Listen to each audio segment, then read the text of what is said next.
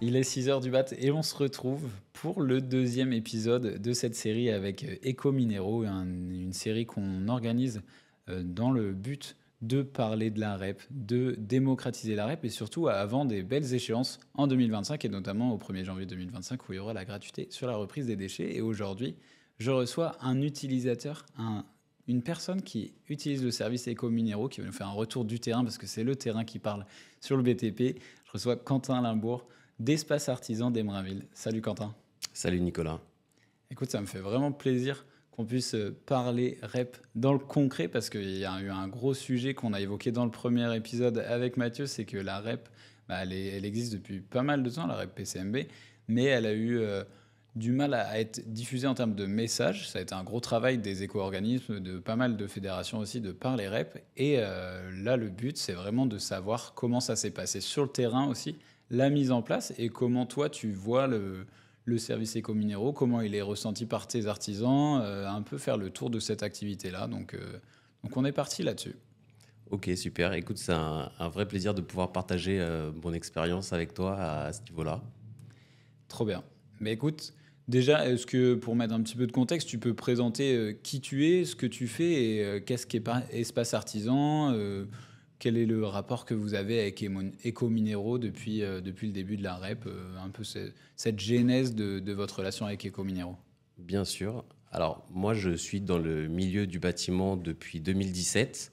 À la base, j'ai une formation de logisticien et j'ai toujours aimé dire que je suis logisticien avant de dire que je suis issu du milieu du déchet du bâtiment. J'aime avoir cette approche dans la gestion des flux. Et j'ai rejoint Espace Artisan il y a 7 mois. Donc, Ok. Espace Artisan, ils ont démarré la collaboration avec Ecominéraux en mai 2023, donc dès le début du lancement de la REP PMCB. Et je pense qu'on a été un des acteurs moteurs pour réussir à faire en sorte que cette nouvelle façon de travailler le déchet du bâtiment puisse fonctionner. Ouais, principalement les déchets inertes en plus sur du coup cette REP PCMB, PMCB.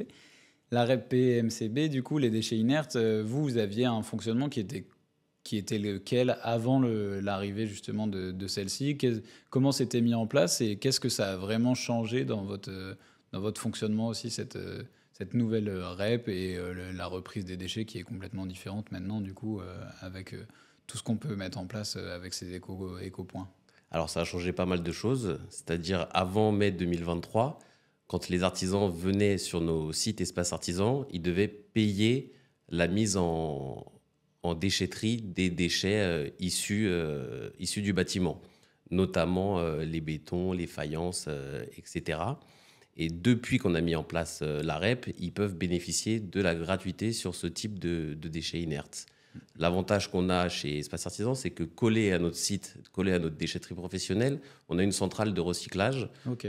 Donc tout ce qu'ils viennent déposer, en quelques semaines, c'est réutilisé Ouais. pour faire de la grave béton, donc de la sous-couche de voirie. Mhm. Ouais, donc là, vous avez presque initié un circuit court du réemploi, du recyclage au sein de l'espace artisan, puisqu'il était collé à une déchetterie professionnelle. Et cette partie collecte des déchets, comment elle est mise en place dans votre service? Est-ce que c'est un nouveau service que vous avez apporté via la REP ou est-ce que c'était des choses qui étaient déjà mises en place, que vous avez juste accompagné par la mise en place du coup des services éco-minéraux aussi? C'est quelque chose qui s'est transformé. C'est quelque chose qui existait déjà. On n'a pas inventé le recyclage de béton en 2023. Mhm. Par contre, en proposant la gratuité, on a permis d'augmenter les flux entrants sur nos déchetteries professionnelles, également sur nos centrales de recyclage. Forcément, l'artisan, si on l'accompagne et qu'on l'aide à ouvrir un compte chez nous, à faire une DAP, donc une déclaration d'acceptation préalable du déchet, il va ensuite pouvoir déposer gratuitement et donc ça va l'inciter, lui, à faire le tri sur son chantier. Donc nous, par exemple, sur nos déchetteries professionnelles, on réceptionne les petits flux de déchets et ces artisans-là qui avaient l'habitude potentiellement de venir et de tout décharger en mélange, maintenant que c'est gratuit, si c'est trié, ils vont faire l'effort en amont sur le chantier de venir et de déposer le béton dans le béton, quoi. Ouais, c'est là-dessus que j'allais t'emmener, c'est que il y avait un gros sujet sur la REP auprès des artisans, c'était que l'artisan, anciennement, bah, en effet, il arrivait à sa déchetterie et il mettait un peu, il déchargeait tout. Il n'y avait pas de tri. Et bon, pour lui, il avait un gain de temps qui était conséquent, même s'il payait. Mais pour lui, le tri, ça a été quand même quelque chose qui a été bah, une mise en place plus longue, quelque chose qui a dû être abordé avec pédagogie. Comment vous avez réussi à mettre bien en place ce tri? Parce que du coup, après, c'est comme ça qu'on arrive à faire adopter aussi cette REP par le tri, par la pédagogie. C'est quelque chose que vous avez rencontré, du coup, vous, chez Espace Artisan? Alors, les artisans, si on leur explique que c'est gratuit, ils vont faire l'effort pour venir Ok. décharger, trier les déchets en Mhm. amont.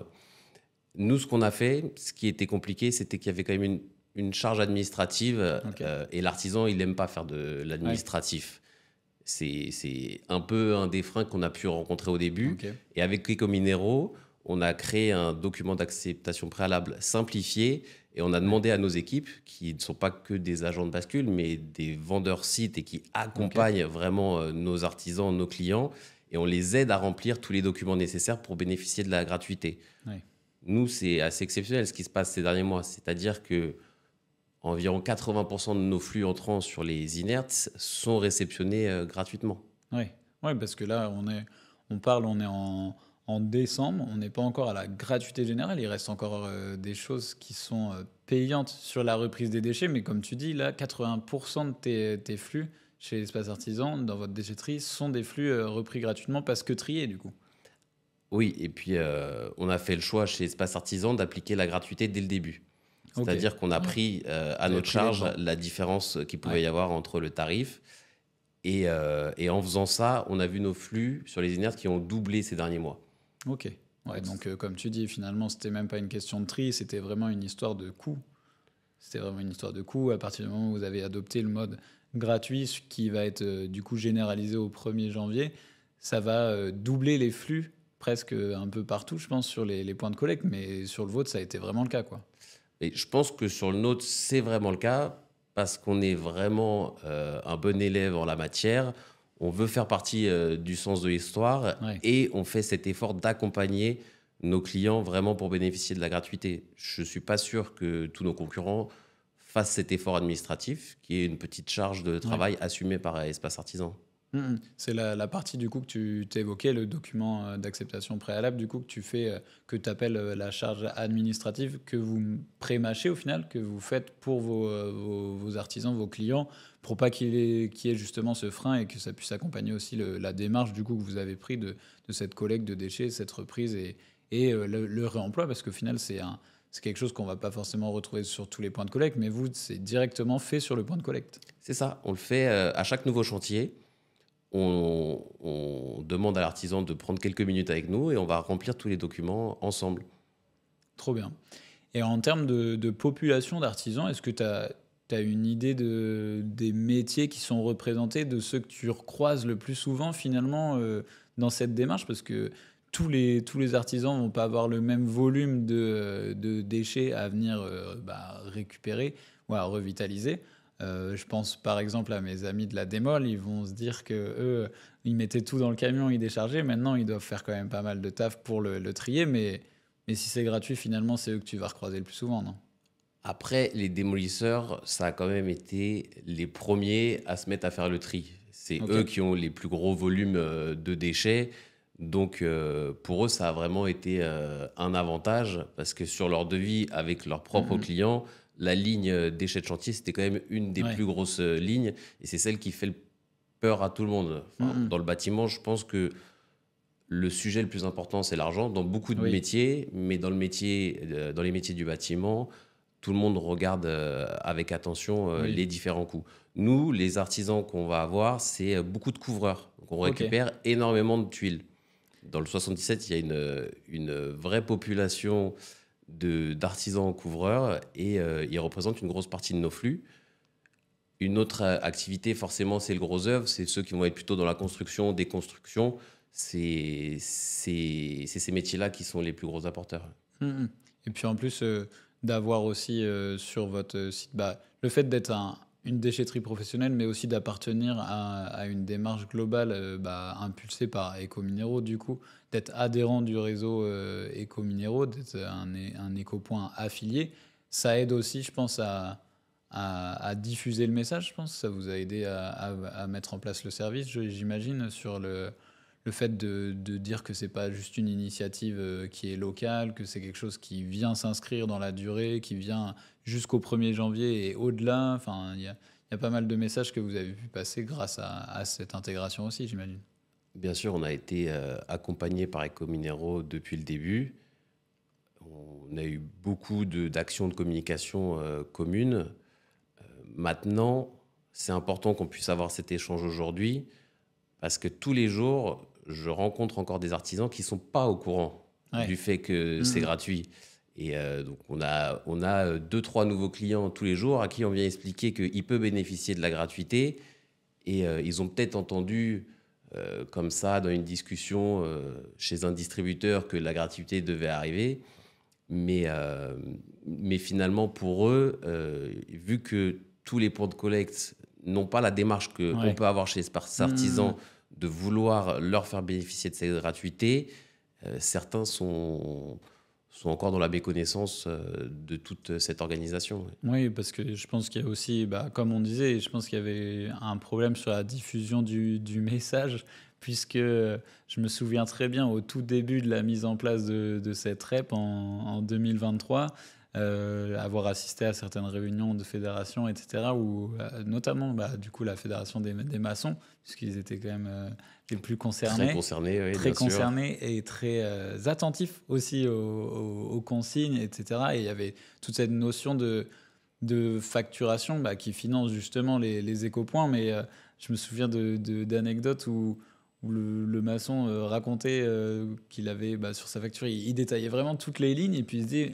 mais j'espère quand même qu'avec ces lignes-là, si j'arrive sur l'écopoint, et je vais pouvoir bénéficier justement de cette gratuité. Et ça ils n'étaient pas forcément au courant qu'en effet, cette éco-taxe, comme on dit, mais la petite partie sur la facture qui finance les écopoints, amenait à cette notion de gratuité, parce que c'est quand même énorme en termes de millions de tonnes qui sont traitées et facturées du coup à la production, puisque c'est le producteur qui paye finalement cette partie gratuité. Hein. C'est un cercle qui se veut vertueux.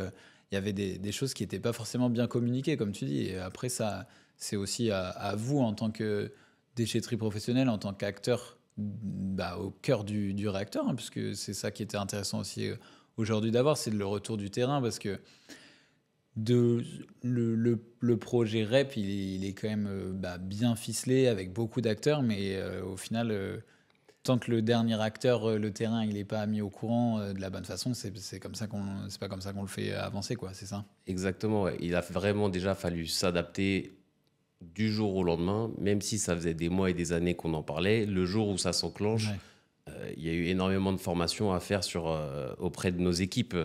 Et dans un premier temps, nous, on indiquait qu'on pouvait réceptionner gratuitement et on fournissait tous les documents nécessaires à nos artisans pour qu'ils puissent déposer comme ça chez nous gratuitement. Mais on s'est rendu compte que ça ne prenait pas suffisamment.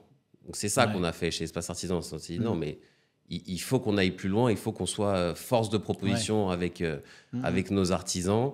Et c'est là qu'on s'est mis à les accompagner. Et moi, je suis arrivé il y a 7 mois chez Espace Artisan.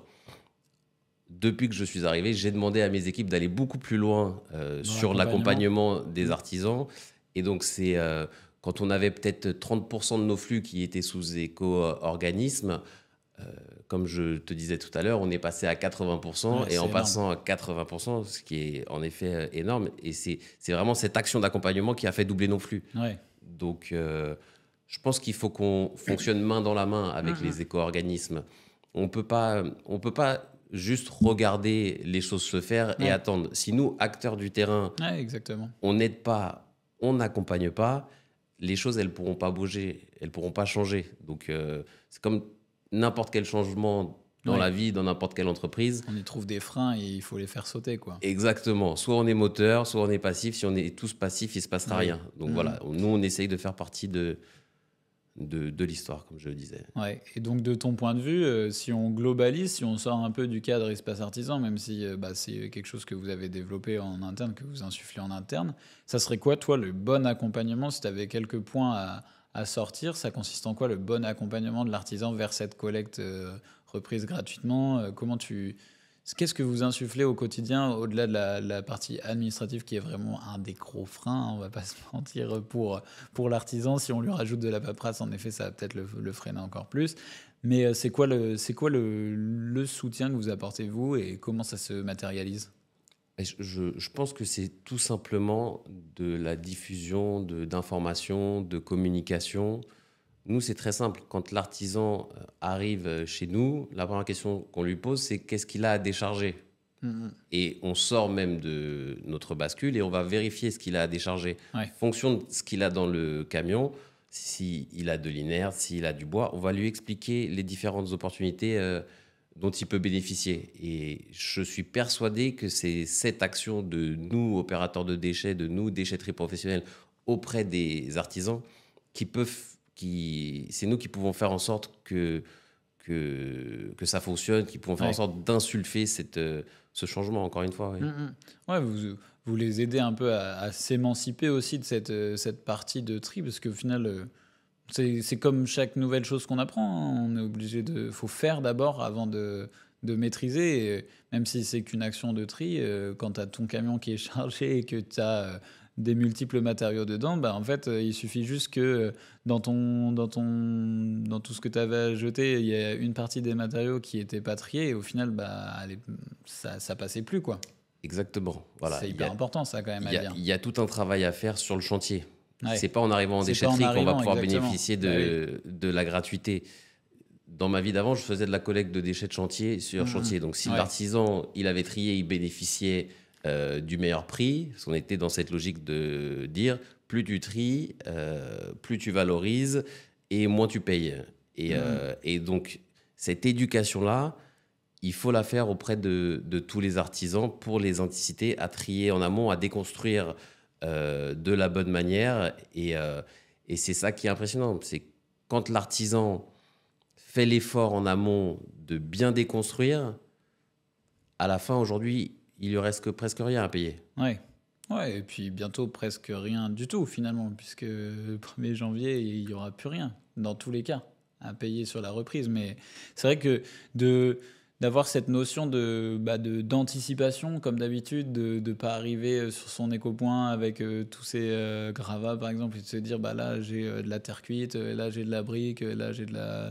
je sais pas, autre chose, là, n'importe quoi dans tes déchets, et de se dire que tu vas tout mettre au même endroit et on va te dire, bah écoute...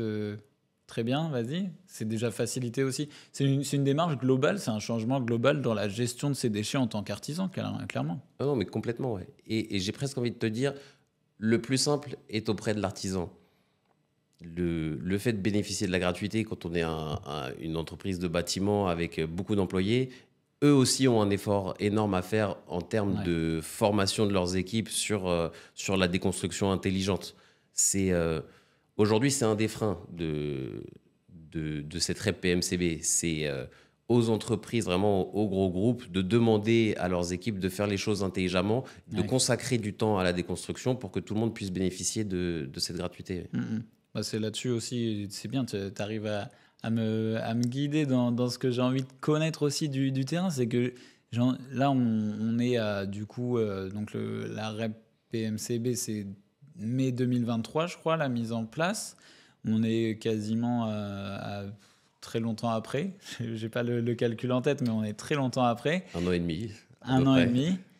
Et qu'est-ce qu'il y a encore à améliorer, par exemple, de ton point de vue, et qu'est-ce qui serait encore les derniers freins, derniers légers freins à lever avant ce 1er janvier où il y a quand même pas mal de freins, notamment ce frein euro, frein économique qui va être levé, clairement. Alors, il y a quand même beaucoup de freins sur la gratuité totale. C'est-à-dire que les artisans, ils vont quand même rencontrer des problématiques sur certains types de chantiers où ils vont pas pouvoir poser les bons contenants pour faire le tri. Il y a Ok. toujours une problématique d'espace. Oui.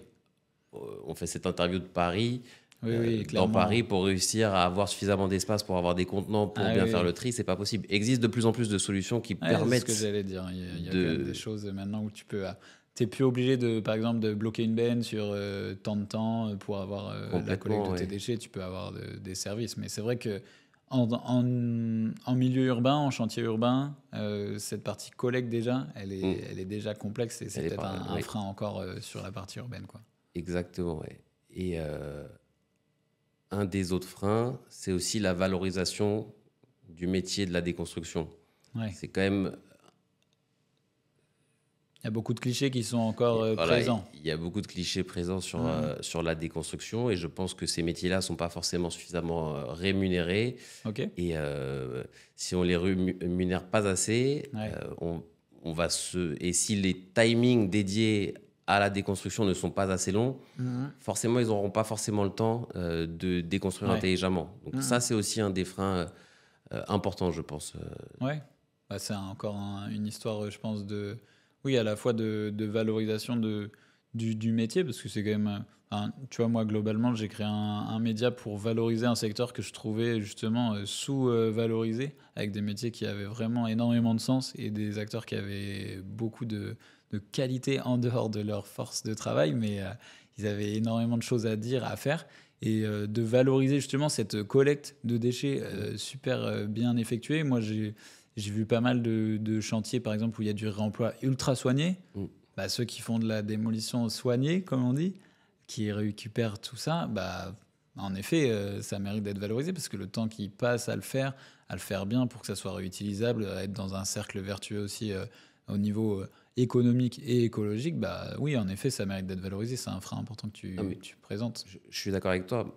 Il existe aujourd'hui des entreprises qui ont des valeurs sociales, environnementales qui sont très élevées, mais j'ai envie de te dire que les entreprises qui font ce travail-là et qui le font de la manière la plus soignée possible, souvent sont aussi des entreprises d'insertion.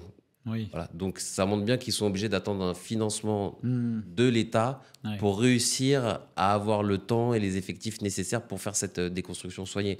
Donc vraiment pour moi, il va être important de rémunérer suffisamment ce métier de la déconstruction. Ouais. Ok. C'est peut-être Bah. pas le métier en apparence le plus noble, pourtant c'est Mhm. peut-être les personnes les plus courageuses. Oui. Au final, c'est eux qui font un travail de l'ombre qu'on ne voyait pas forcément quand il n'y avait pas cette notion de tri, je pense, à Exactement. faire. On ne se rendait pas forcément compte, c'est sûr. Et là, du coup, si on devait conclure par un message plus retour d'expérience global sur tout ce que vous aviez mis en place, toi, depuis 7 mois, et du coup, Espace Artisan, depuis qu'ils sont membres du réseau Éco-Minéraux, qu'ils ont mis en place tout ça. C'est quoi la plus belle réussite pour vous en tant que point de collecte dans cette mise en place de la REP? Est-ce qu'il y a un moment où vous vous êtes dit, ça y est, on réussit vraiment à passer le message qu'on a envie de passer et on est vraiment dans la démarche globale de cette REP, quoi? Moi, je pense que le soutien d'Éco-Minéraux dans cette démarche, il est très important et je pense il se comporte depuis le début de la bonne manière avec nous, acteurs du déchet, ce qui est peut-être un peu plus compliqué sur d'autres éco-organismes. Ok. Donc ça, c'est vraiment un des facteurs clés qui nous permet d'être si déterminés Ouais. à appliquer la gratuité sur la partie inerte. Mhm.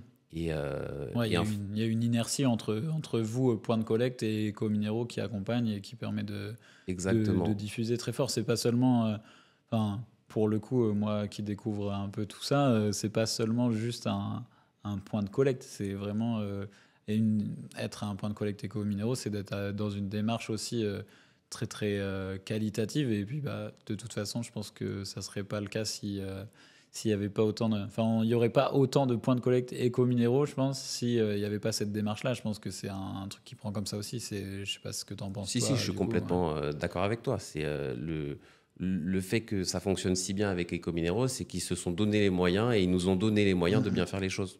Mhm. avec une communication aussi pas mal novatrice, je pense. C'est pour ça qu'on est là aussi pour en Très discuter. soigné, très travaillé, oui, C'est tout à qu'il est fait. important de passer des messages différents et de vulgariser aussi, je pense, les propos sur la REP, puisque bah, la REP, c'est pas si compliqué finalement. Ça s'applique de manière très simple sur des points comme le vôtre. Ça s'applique très bien sur des points, sur énormément d'autres points de collecte, puisqu'il y a quand même plus de 3700 points de collecte, voire 5000 fin d'année, je crois. 5500 fin d'année, Ouais, si je je dis crois pas que de c'était bêtises. ça Ouais. les objectifs, mais en tout cas, enfin, c'est un réseau énorme. Puis si ça fonctionne là-bas, ça fonctionnera très bien chez vous, autre point de collecte, et ça fonctionnera très bien chez vous, artisans qui écoutez cet épisode. En tout cas, Quentin, c'était un plaisir de t'avoir ce matin, du coup, à la fois pour réveiller le BTP, à la fois pour parler de la REP, et j'espère que tu as passé un bon moment avec nous, et puis merci à toi. Plaisir partagé, très belle expérience. Merci Nicolas.